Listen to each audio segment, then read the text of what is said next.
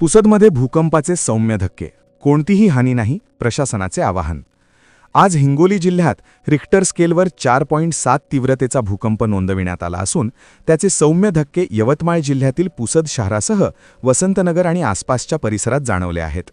प्राथमिक माहितीनुसार या भूकंपामुळे पुसद परिसरात कोणतीही जीवित किंवा मालमत्तेची हानी झालेली नाही. नागरिकांमध्ये काही प्रमाणात भीतीचे वातावरण निर्माण झाले असले तरी परिस्थिती पूर्णतः नियंत्रणात असल्याची माहिती प्रशासनाकडून देण्यात आली आहे. प्रशासनाच्या वतीनं नागरिकांना घाबरून न जाता शांतता राखण्याचे आवाहन करण्यात आले आहे.